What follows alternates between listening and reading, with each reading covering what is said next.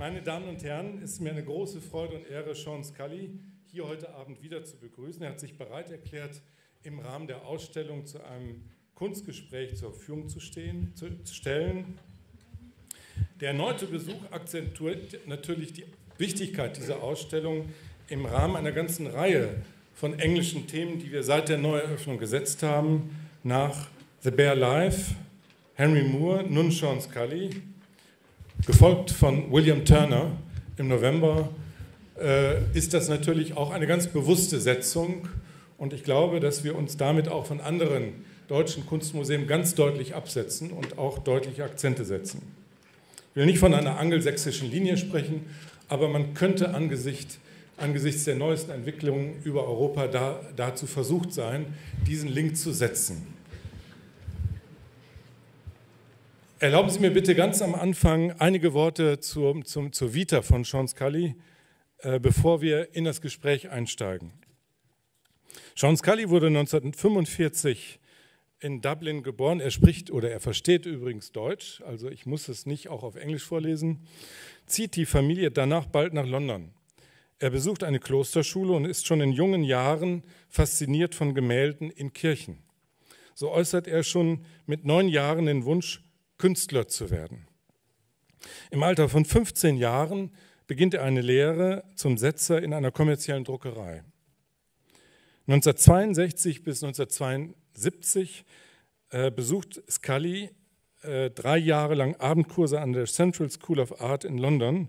Tagsüber arbeitet er in verschiedenen Jobs, zum Beispiel auch in einem eigenen Musikclub, der aber nach Schwierigkeiten mit der Polizei schließen muss. 1964 begegnet Scully Vincent van Gogh während einer Mittagspause in der Tate Gallery, sieht er seinen Stuhl und ist tief beeindruckt.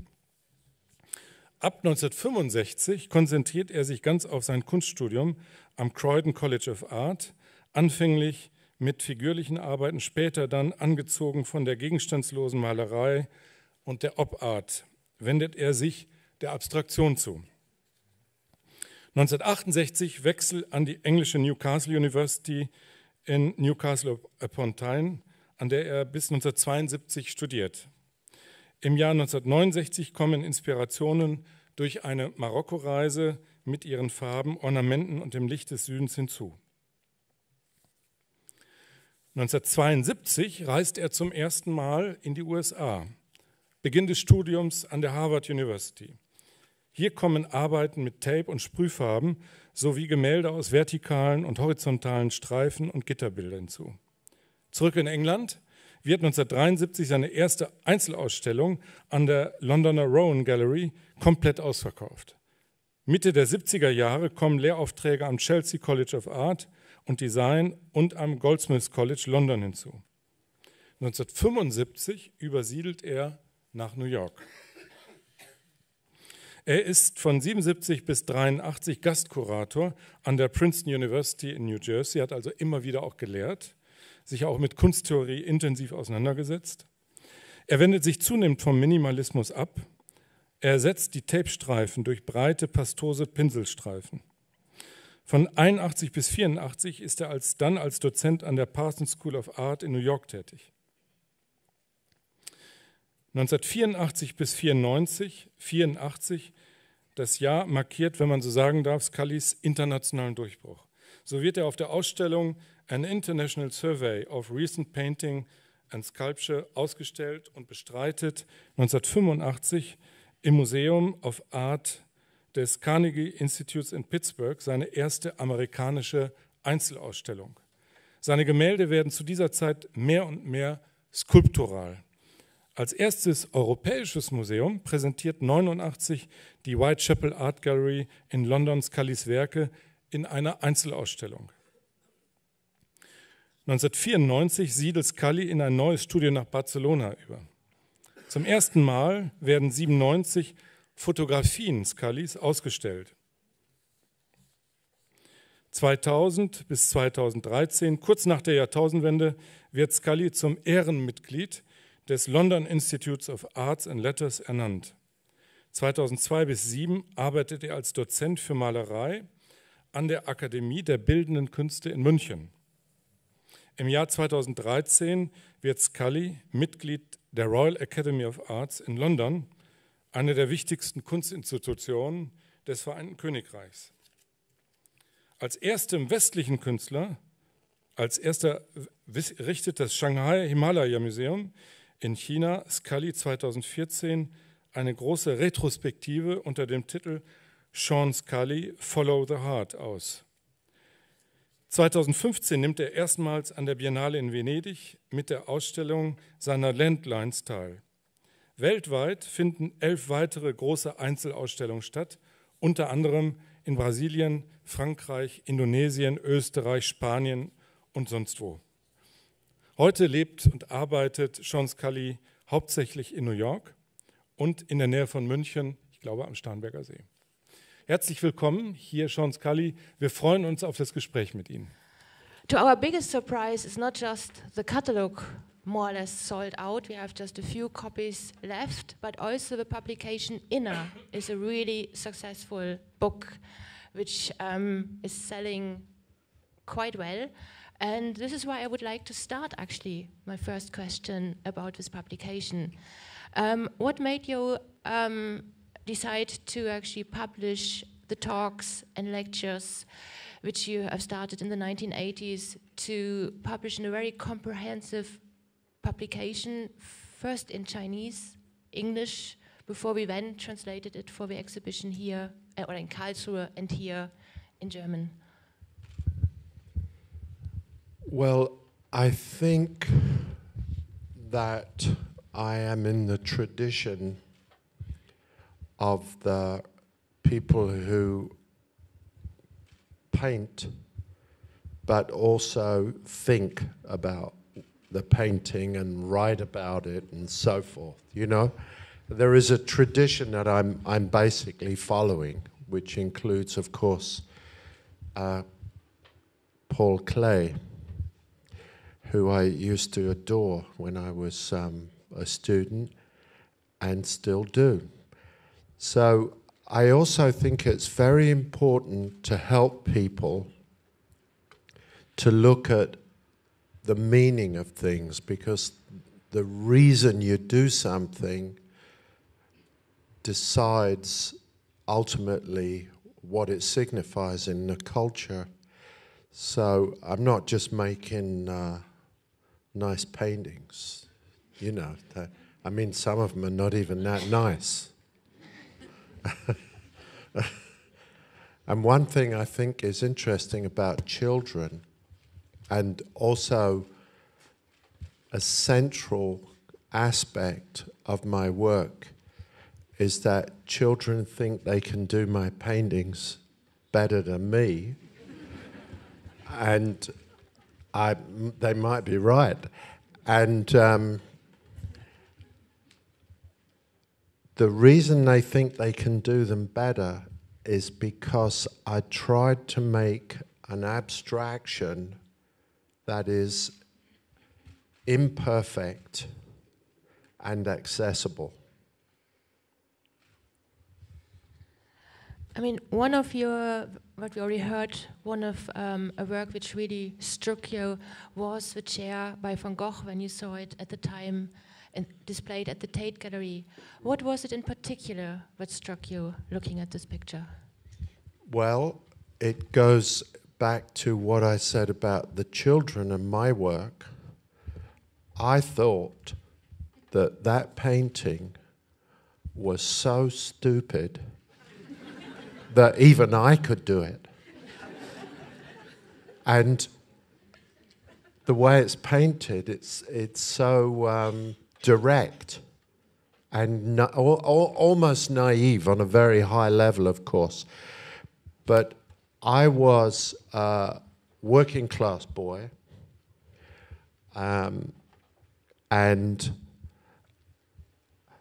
I was working. When I used to look at that painting, I was working as a plasterer's labourer, which is good practice to be a painter because you're mixing up the plaster, which the plasterer puts on the ceiling, and about 40% comes back on you. So it's a very interesting relationship with the material and the action, what you make and how it comes back on you. And I was looking for a way into art, you know? I mean, you look at Tiziano or Cimabue or Rembrandt, I couldn't, or Caspar David Friedrich, I couldn't imagine how I could do this. But when I saw this, I thought, all right. Yeah? All right. I can, I can do that. And then came something like this. Yeah. First work in your catalogue raisonné. Right. My conservatory, which in fact was an animal hospital. Because I always loved animals, and people used to bring animals to me to fix. So I had a lot of sorrow in my life. Because when animals get injured, they don't want to survive. They want to leave. So anyway, this was a conservatory at the back of my house, with a glass roof where you could make plants, where you could grow plants. And I used to keep cactuses also. And I painted that, and I went to art school to learn how to make black paintings. So that shows that art is not simply a question of technique, because I made that before I received any art education. I'd learned all on my own. I remember thinking, these pots are round, so they must kind of go like that a little bit, and that must be a bit darker and a bit lighter. And I made them go round. So you can see that it looked round. And the cactuses, which are prickly plants, I had this nice idea to just scratch out the spikes. I mean, I was just thinking about what the solution would be to render this. And I remember figuring all these things out, making this little painting. Which is a very beautiful painting. Well, I'm glad I still got it. But you were quite interesting at the beginning, or started off with figurative painting, and I show here two works which were together last year in an exhibition in Berlin at the Kevenik Gallery, Matisse and your window with painting, which you can also see upstairs in the exhibition. Matisse has a special role for you, which first featured, or your final work at Newcastle University was on the dance by Matisse. How did you actually came first and encountered his work? I mean, there is a lot about what you admire in his work, but how did you come across and how did it develop? Well, again, I think I took on something that I could meet, that I felt equal to. I think that's very important when you're learning, not to reach for something that you can't get near. So I thought that, again, with the Matisse, that big dance, that I could do it. So I wrote on this. And it's interesting also that there are two, which is a very beautiful reason. The reason there are two is because he measured the width of the windows, the column, wrong. So he had to make another one. It's fantastic, isn't it? And so I thought it was something that I could maybe do, you know, because I hadn't had tremendous amount of training, but also I was more interested in Matisse because Picasso was more scary, you know, but now I'm more interested in Picasso. So I always would partner up with what I thought I could dance with, you know, competently. So Picasso took over the role of Matisse, which we have another work here, which influenced the bay for upstairs, which again was a work that was severally repainted and changed its outlook. Is it something from a different point of view? Some of your works have been repainted or overpainted. Is it something that you do quite regularly, or is it something that you just do, you feel there was a kind of, you didn't like anything, or there was a little damage in the work, or what causes you reworking or changing a work? Well, I don't change works very much because I believe in the truth of creation.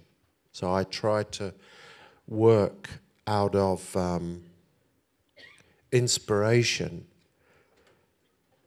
But then there are things that I do that I'm not understanding, where I push out and try to arrive at something that I then try and understand it afterwards.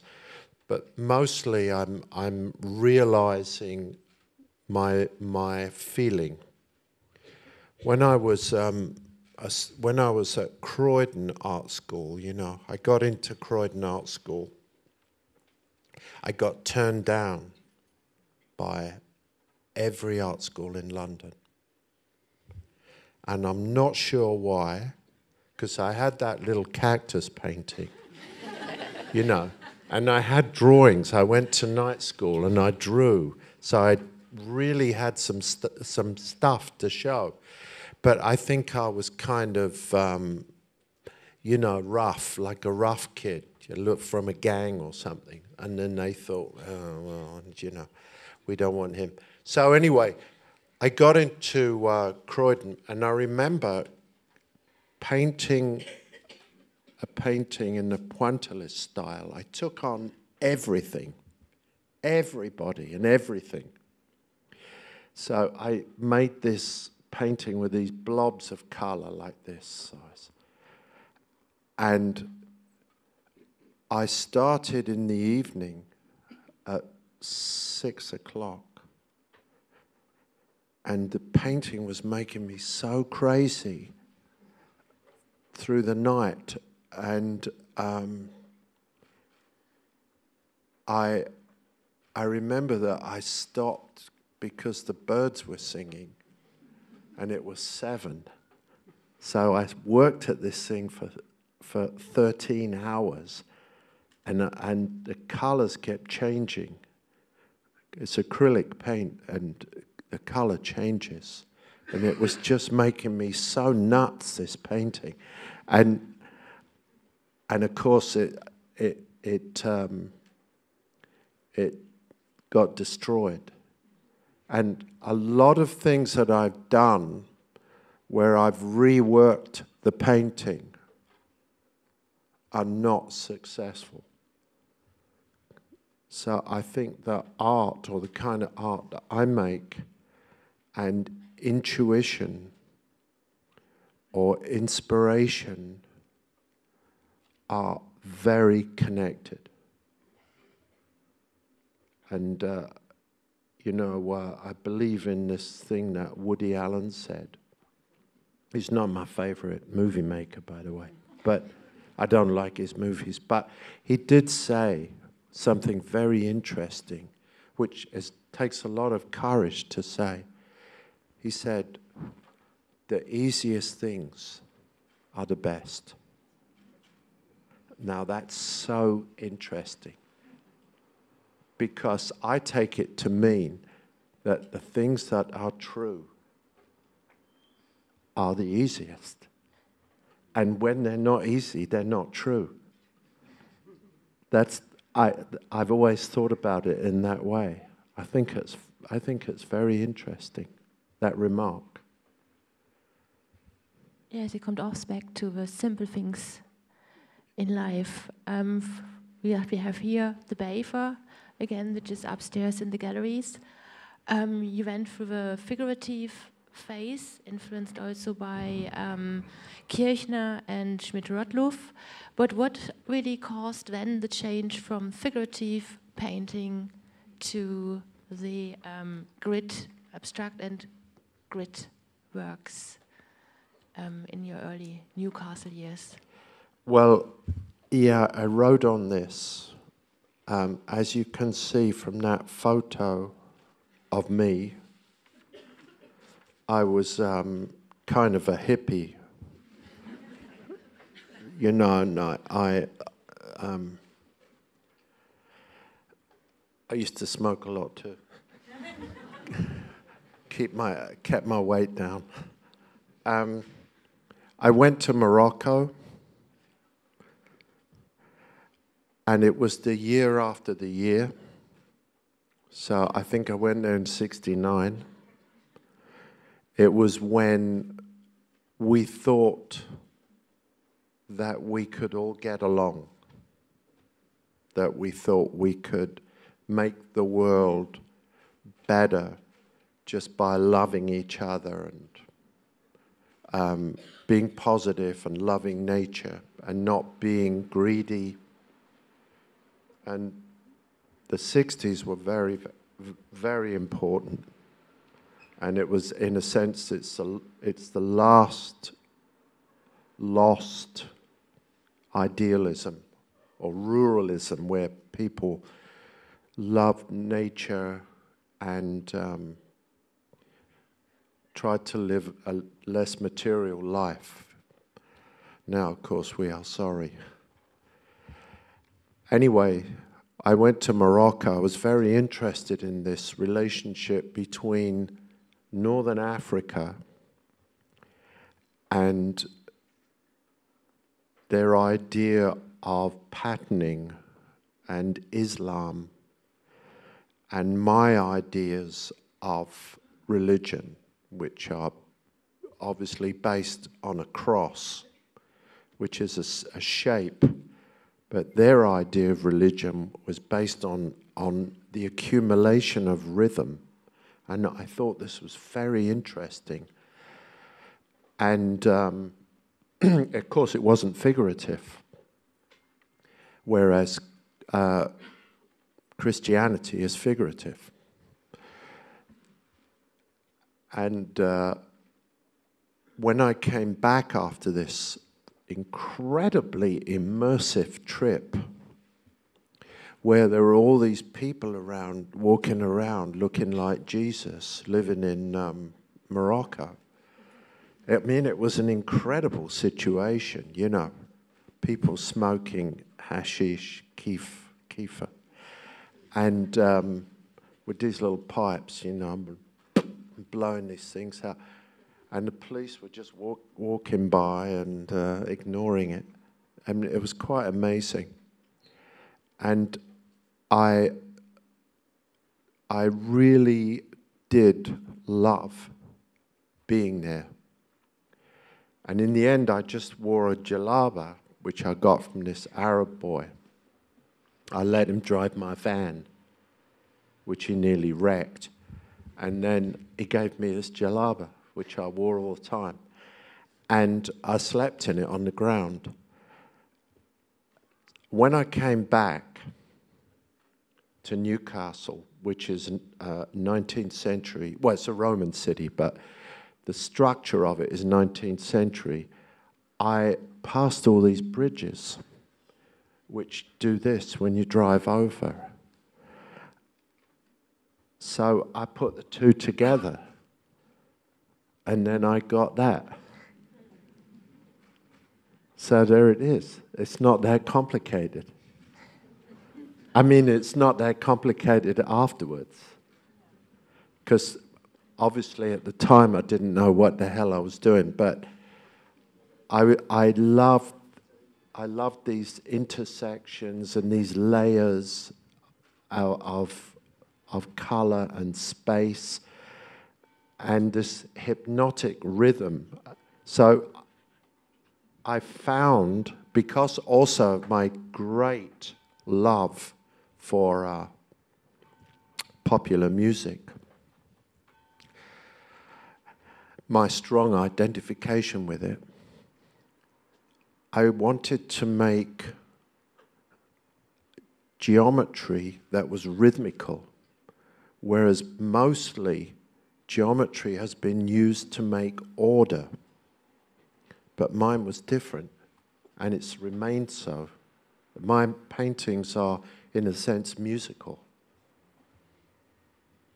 Do you listen to music when you paint? All the time. But can you also say a bit about the technique you used in these paintings? Because we often have a lot of questions. Is it actually just paint, or is it also some tape which is being mixed in to get this kind of structure? Yeah. Well, in the 70s, this is made in about 71, I think. Particularly in England, where they don't like painting, because they're not an emotionally based people. They're a pragmatic people, and they are people that believe really in empirical truth. You have like Greenwich Mean Time, for example, and big relationship with the Industrial Revolution. So they believe in thinking more than intuiting, which is what I believe in.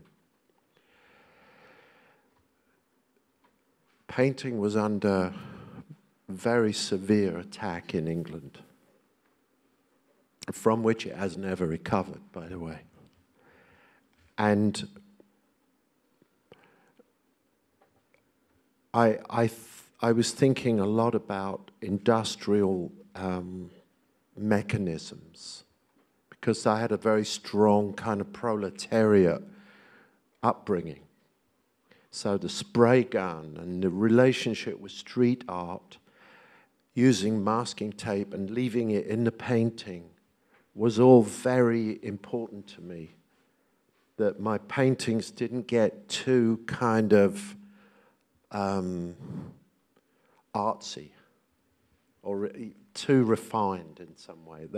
They had to be always very very clear and simple in the way they were made. And I taped lines and measured them off and painted between them and used spray guns to erase or cover what I didn't want. So this relationship with industrial materials or industrial mechanisms is very important in these paintings, because I'm also making a relationship with the bridges of Newcastle and my family that was in the north of England. They were all coal miners. So all this was running around in my head, you know. I mean, on one side I got all this sort of drugs and the hippie culture of Morocco, but that's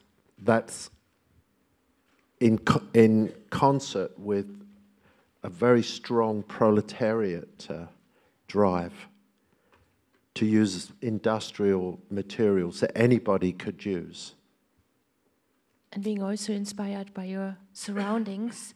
But then there is a kind of big change in the early 1980s with probably one of your biggest works, probably with the exception of Blue Note upstairs, Back and Fronts, a work which was painted in 1981 and I think directly exhibited at PS1 at the Museum of Modern Art.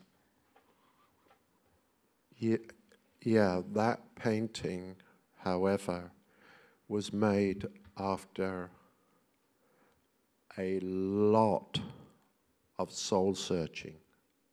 And I made, before that painting, I made black paintings that were like this wall here.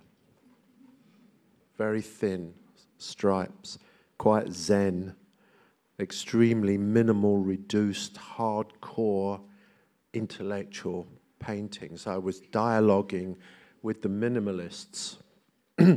But what I thought was this: America took all the art from Europe after the war, when Europe was smashing itself to pieces. That made American art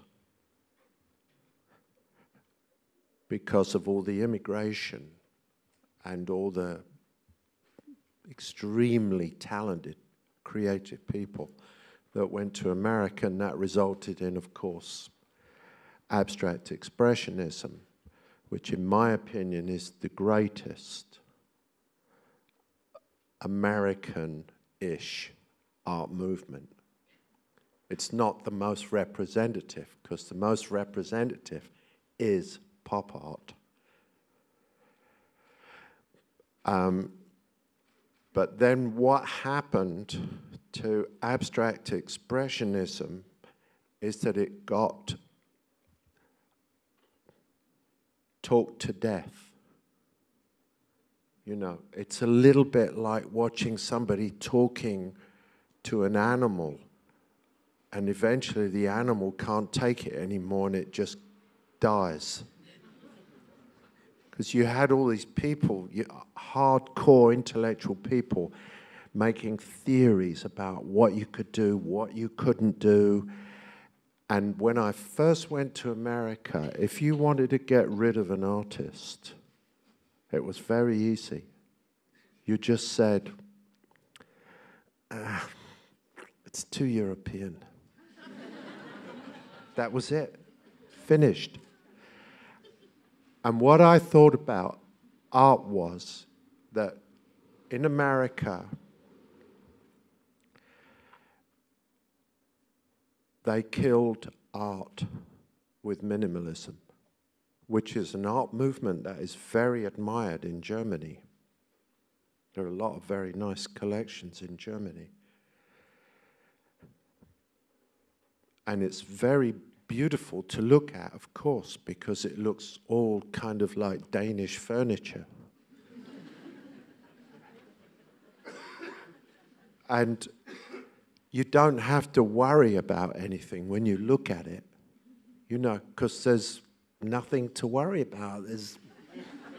There's really nothing going on. It's just, well, you know, this is 3-2, and this next one is, you know, 10% less here and 10% more here, and so on and so on. And other than that, there's nothing to think about. And I noticed that it was all being collected by aristocratic people. In other words, it was removed from life. That German guy, what's his name? Heiner Bastian or whatever it is. He had a whatever. Anyway, and of course Panzer, you know, in Italy would only buy a painting if it was one color. If it had 2 colors on it, whoa, yeah, whoa, you couldn't deal with it. It's so complicated. So this is what had happened to art. And I'm obviously ridiculing it, which caused me to be quite unpopular in New York. But I really felt that it was a beautiful, shiny, empty box that literally had nothing in it. And your answer was to go into the room, to be physical. To put everything back. But when you put everything back, it looks a lot more conservative than it looks when you strip away. Because art had been based on taking out, taking out, taking out. First we kick out the angels, then we kick out the perspective, and then we kick out the figure, and then, you know, when we kick out the color, and then you have black painting on the wall, and when someone says, "What's that?" then you have the cartoon where the finger comes out and says, "What are you?" Ad Reinhardt. But there's nothing left at that point. This was in 1980. And I decided to put everything back in. And I started making these paintings that were very metaphorical, very emotional, associative, physical. And I turned back to my figurative paintings without making figurative paintings. And it made something quite crazy and quite original. And I was making all these paintings. No, you would like to ask another question. How do you... Yes, Vita Duplex is probably the work which we have decided is also the title of the exhibition, because it combines both the painter and the writer. And when we discussed titles for the exhibition, it was what came to mind, and I gave then the exhibition the title Vita Duplex. We mentioned earlier on that you never really rework paintings, but actually this work is one of the paintings which shows or had a lot of changes over the years, and what is today black used to be green. So it has a lot of stories to tell. Is it something what you would think is probably, it will stay as it is, or will it be a work which might undergo even more changes in the future? No, it's finished. I won't change it. And it demonstrates visually and philosophically what I've done with abstract painting, which is to make it double. And I reacted very strongly against the monolithic quality of art that gave nothing back. So I wanted to make an art that was dimensional. And I've also made paintings with windows, because a window is a view and a facade. So it's a possibility. It becomes dialectical within the painting. So it goes back to earlier paintings. But if painting doesn't go back into its own body and possibility to tell stories or move people, describe things, it will perish, of course. So I brought all this stuff back, and you can see that in one area I take away paint because I'm taking away the body, and that is almost like a figure. So I'm disembodying the body. I'm not doing it because it looks good. I'm doing it because of what it means. So this is a relentless facade that has, in a way, a body. So this goes back to Annunciation paintings, where you have something coming into the painting, like Saint Matthew and the angel. So you have two things at once, or as Yeats called it, the divided soul, Vita Duplex. It also is profoundly against hard opinions. And I think that hard, inflexible opinions are very dangerous, generally speaking, to human life. And I just joined. No, I do think it's a very profound point. Inflexibility is a terrible thing.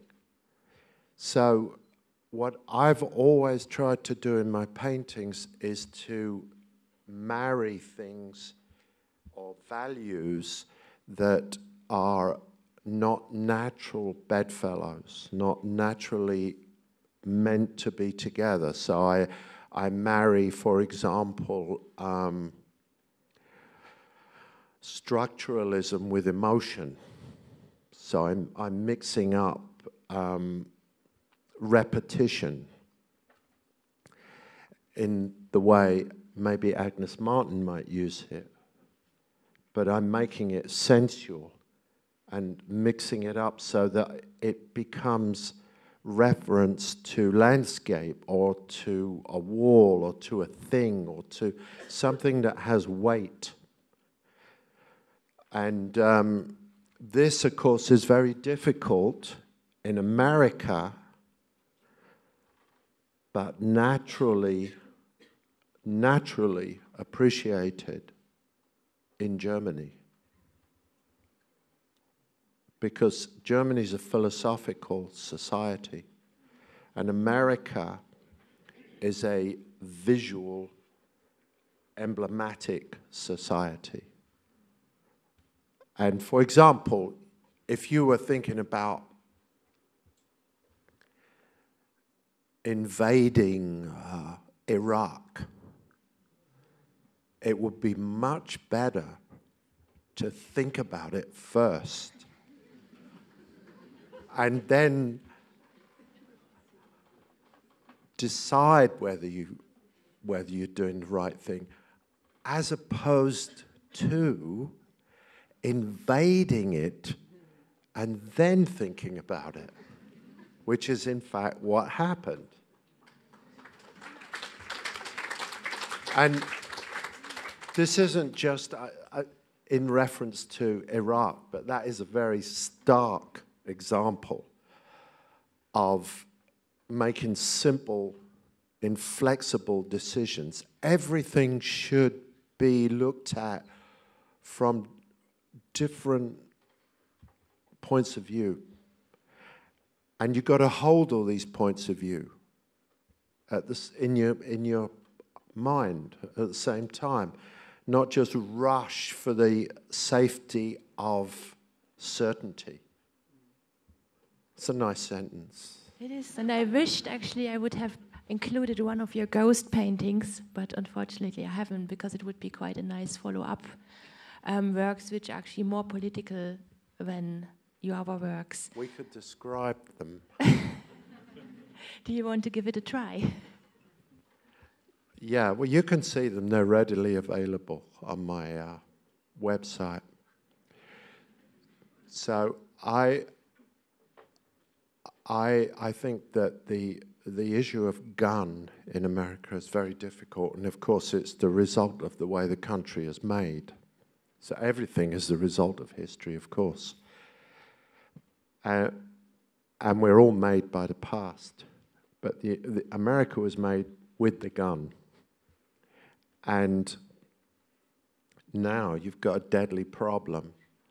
So I made all these paintings that were, again, related to street art, which I still haven't lost my connection to. They're pictures of the American flag and the stars, which are meant to represent unity, which, of course, are false, because it's not a unified country, it's two countries fighting. America's like a two-headed dog that can't decide which way it wants to go. Anyway, the stars are evicted by a gun in all the paintings, and the stars lay at the bottom. And the title of all this group is Ghost, the collective title. Probably also lesser known are the group of works recently shown in Venice and in Vienna, where you are actually returning to figurative painting, which almost exists parallel to your abstract work. Is it something where you think you would return to more often, or continue, or is it something what was dedicated especially to one subject or one time? Well, the reason that I made the paintings involves my connection with photography. And I've taken photography and I show it sometimes. I'm not presenting myself as a major photographer, but I have an interest in photography, like many painters. And I started taking photographs of Oshin on the beach in Eleuthera. He's sitting over there. And I like these photographs very much. But then I started to think about the importance of the subject and what painting is and what photography is. And to say it simple, I would say that photography describes more, is more able to describe things in the world. For example, this room, if you took a photograph, you could include everybody in the room. And if you had to paint that, you'd go insane. Because you would just lose your mind trying to make everybody's face in high definition. So they are doing different things. Also, I think that painting has a body that photography can't have, because photography basically has no surface. And a painting can have any kind of surface, as far as the imagination can reach. It can be made out of any material, on any scale, any weight, and colors, almost the least of it. It's a very physical medium. And in the end, I persuaded myself that I should make these photographs maybe into paintings. And it was very easy for me to do it because I used to be a figurative painter. So all I had to do was paint the way I used to paint. Of course, these are actually better than the way I used to paint. But the idea was that. So I made one, and then I just thought, well, I'll make 6 so I can have a room. And then I put them up in Oshin's room in the studio. There was enough space to hang 6 in this kids' room at the end of the building. And then I got interested. So I made 26. And then, of course, I started to think about the author of Oshin. Well, I did a little bit, but mostly Lily did it. So and then I thought, well, I better make some more. So I made Madonna paintings, which are these. These are 2 figures. The ones with just Oshina, 1. And then I wanted to make some where I mixed them up so that they lose their identity. I haven't quite got there yet. I've only made about 8, I think. So I would like to make maybe 20-something finished. I personally think they look particularly good when they are together in a group, like they are displayed here in the small room in Venice, in San Giorgio, or in Vienna, where you have actually quite a number of works quite close together. And I think they have an impact which they lose a bit when they are displayed on their own. I think it's the kind of density. Well, you know, the interesting thing for me about these 3 is they're all from the same photograph. So you can paint the same photograph 400 times, it will come out different 400 times. But the idea of a triptych to me has always been very important. I made many triptychs. It's one of my favorite motifs because it's the beginning of infinity and it also has a relationship with past religious work. We talked about painting and photography. As far as photography is concerned, or what would be interesting is you never use frames for your paintings. You use frames for some of your photographs of mounts. You use it for your prints. Some of the photographs you do just on diabond or alubond. Is there specific meaning behind how you decide to use the frame, or how to decide to use the medium or the kind of background of a work? I think that it depends on the photograph.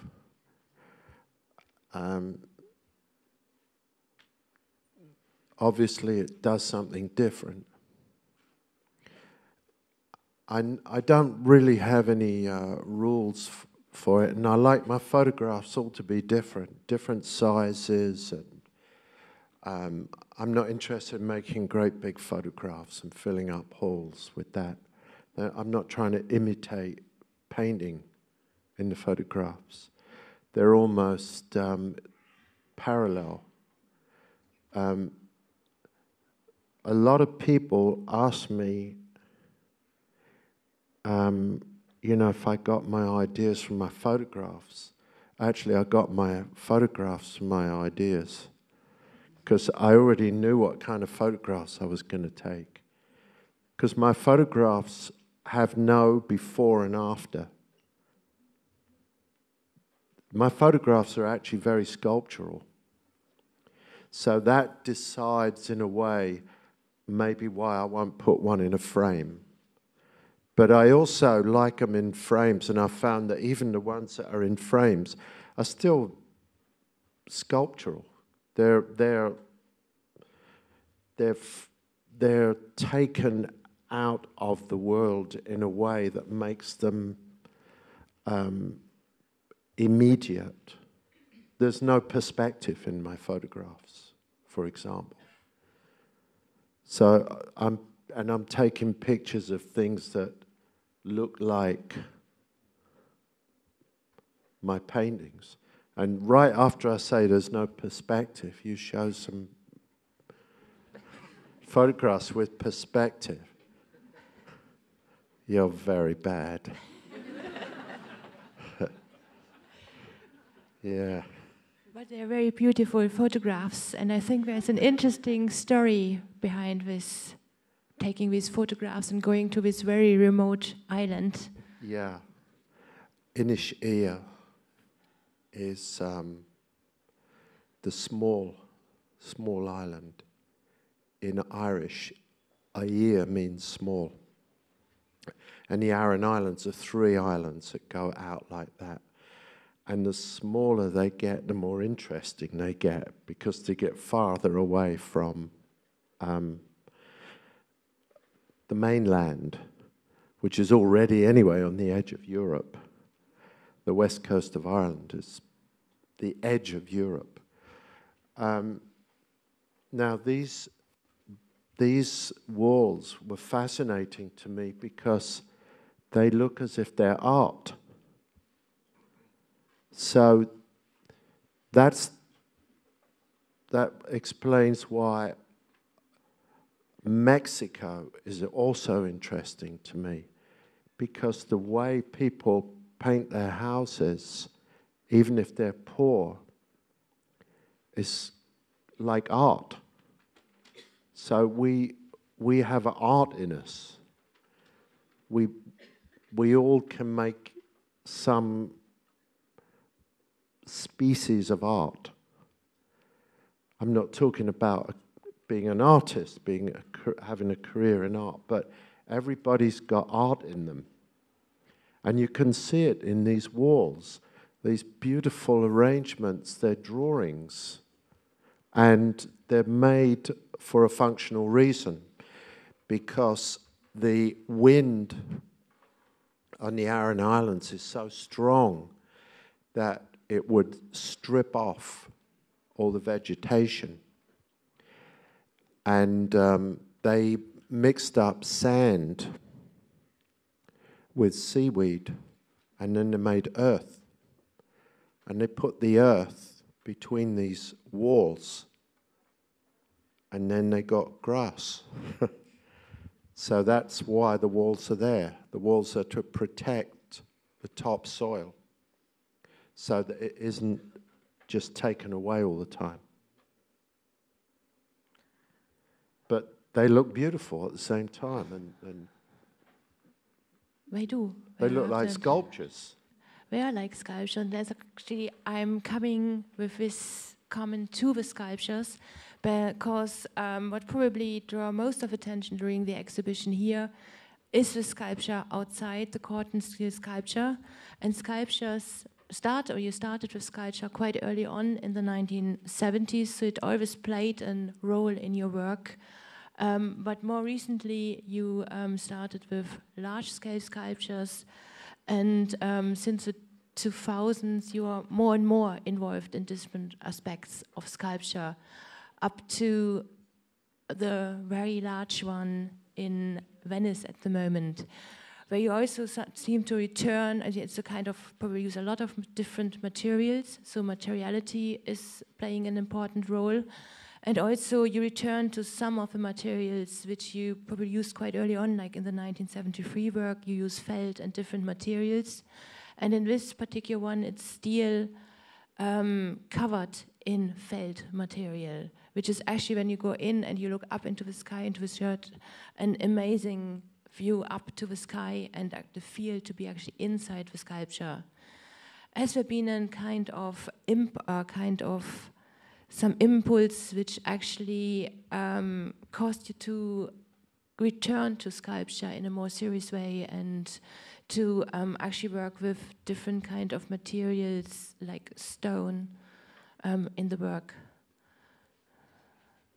The first sculpture you showed, which was the grid, was made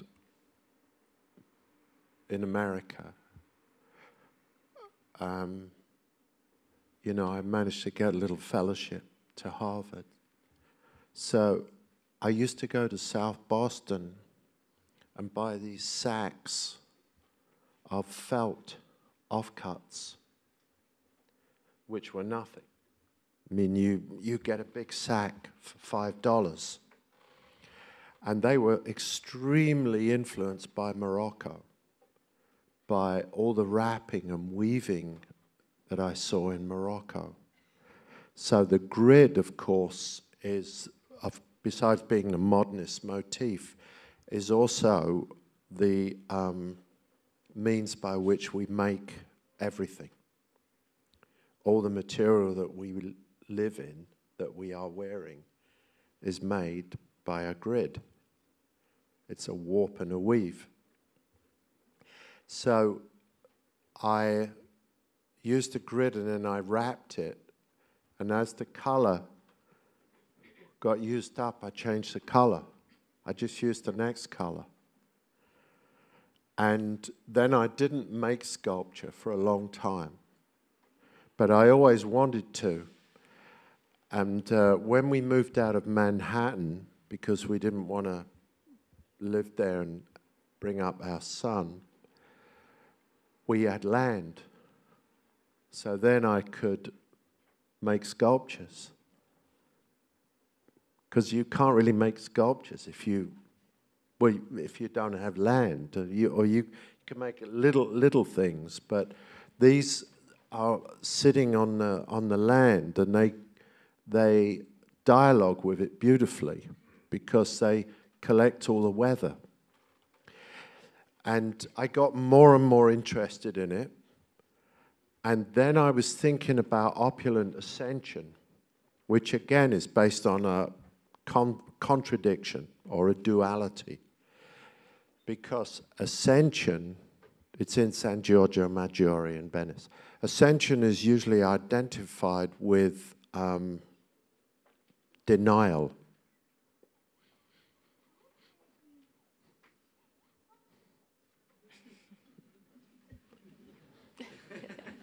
Which I have never practiced. But I don't really see why ascension has to be dependent on denial or Puritanism. And I thought it was very interesting, since Catholicism is an opulent religion with all the gold and everything and all the fabulous paintings.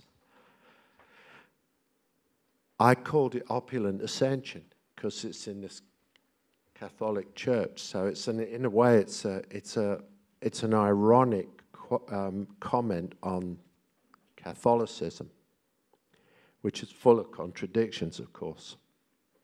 Because on the one hand it's opulent, and on the other hand it's all about not doing things. And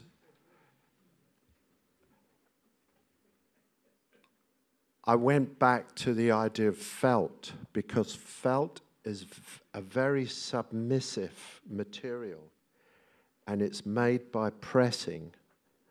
It's not made by weaving. It's unique in this sense.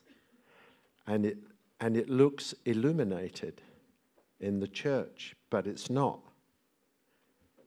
It looks brighter than everything else in the church. It has an uncanny relationship with all the materiality of the church, which is very masculine, but felt is very feminine.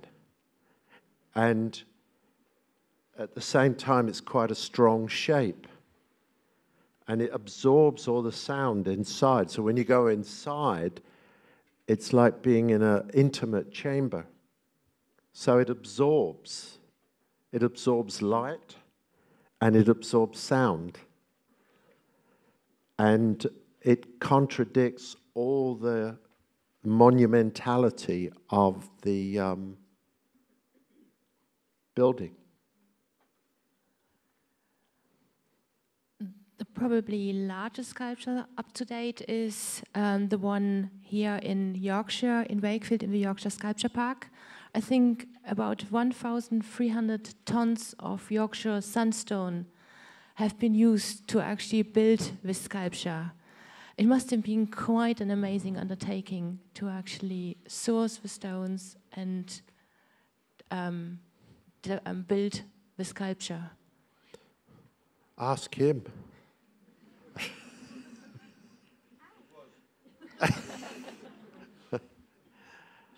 That's Justus. He did more of it than I did, I have to say. I think there's an obvious relationship with the Irish walls and the sense of ancient. And what I also like about it is that you are only moving something. You're moving this rock from one place and putting it in another place in a reorganized drawing without actually changing anything to the structure of the world. And that interests me greatly, because it's almost as if it grew out of the ground. Because this stone comes from this place. So I've simply taken it up and made some drawings, and they've been organized according to the drawings. The other thing that I like about it, of course, very, very much, which again I can't take all the credit for, is that it's a triptych, which I return to very often. So I think that's deep in me, this obsessive relationship with the triptych. And the spaces between are exactly perfect for a human to touch both sides. So you can feel this with both hands and feel all this weight and history, the immensity of it, the time that it took to make this stone.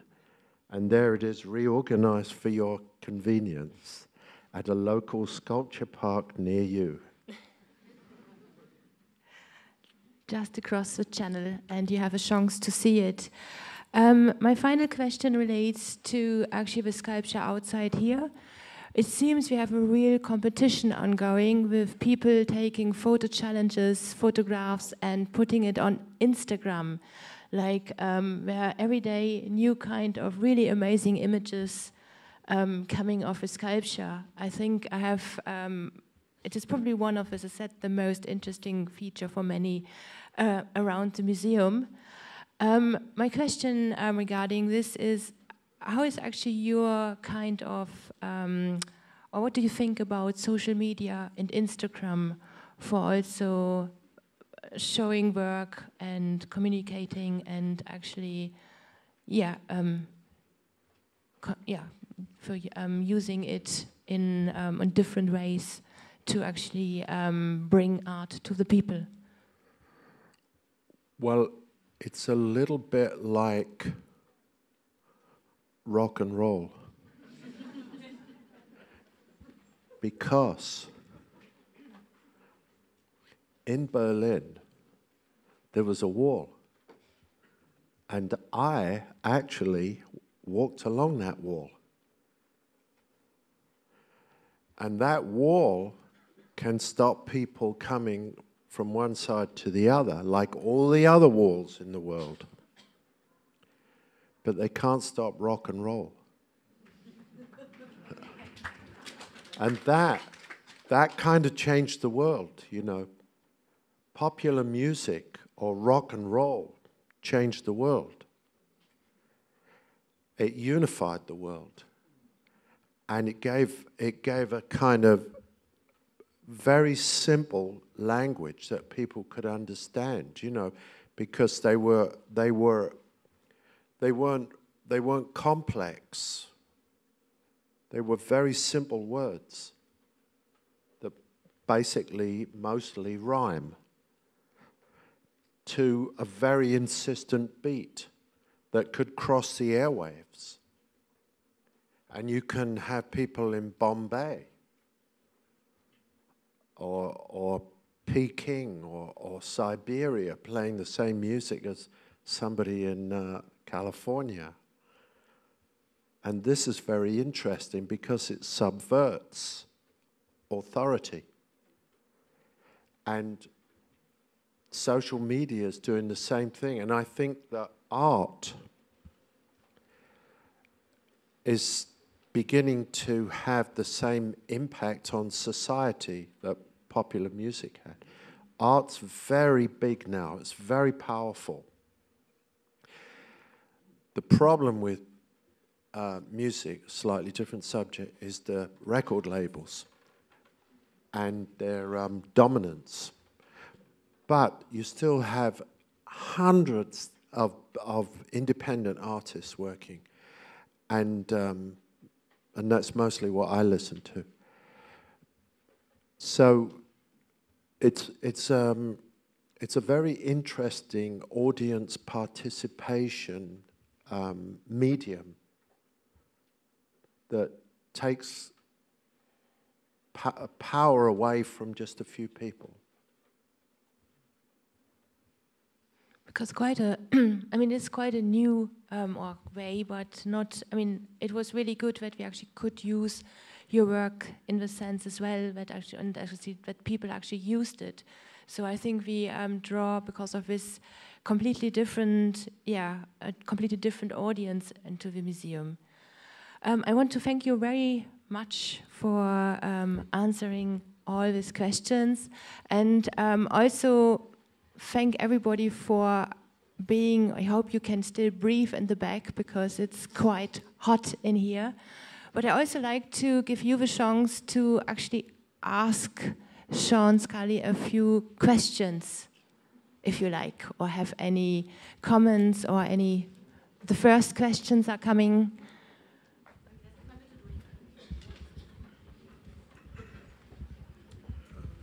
Sir, have you ever been in India?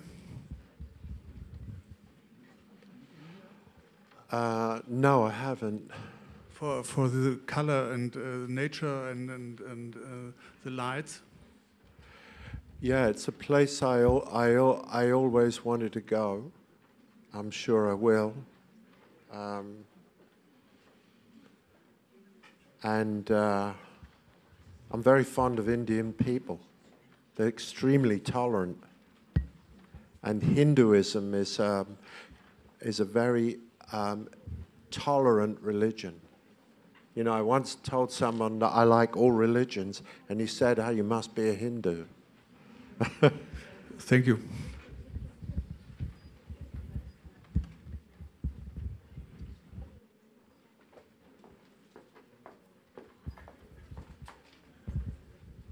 When you're painting, what sort of music are you listening to?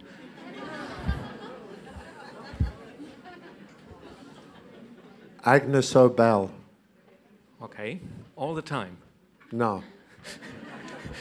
Anyone else? But that's a little bit like someone asked me once, how many layers are in your paintings? And I said, 4.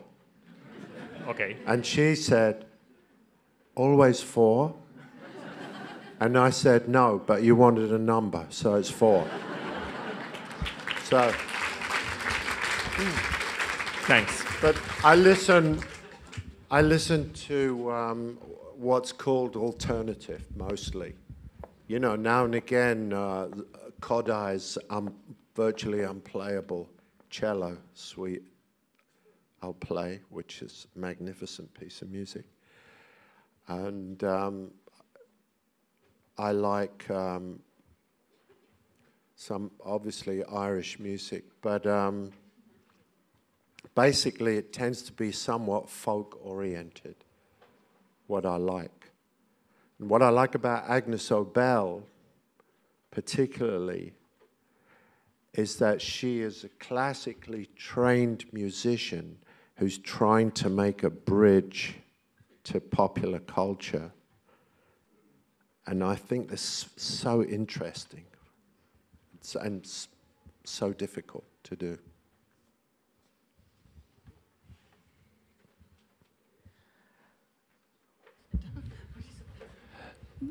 Mr. Scully, I liked very much that you said you think that art must be ambiguous, and so far I thank you very much. You came to the right moment. At the moment we have a great public discussion about the loss of ambiguity, especially by the background of Mr. Trump and the AfD in Germany. So thank you very much that you came here and represented your art and the ambiguity. Thank you very much.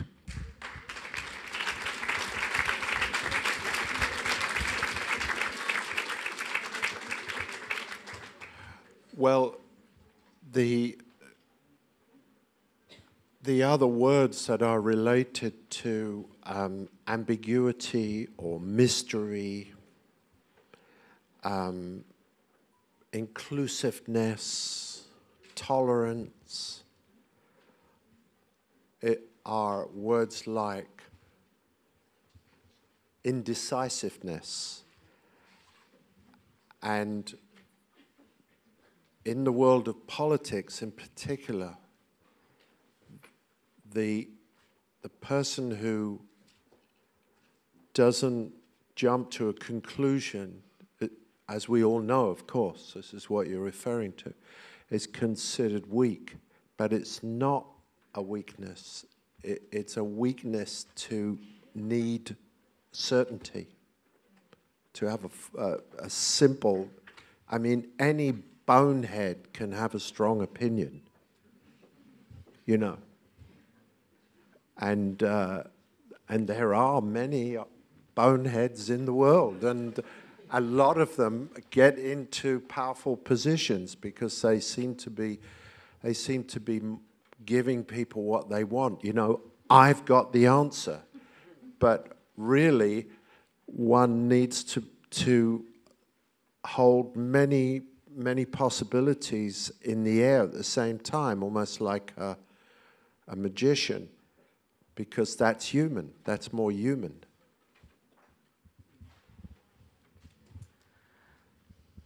Okay, when we are now on the question, very big thank you very much for coming and talking.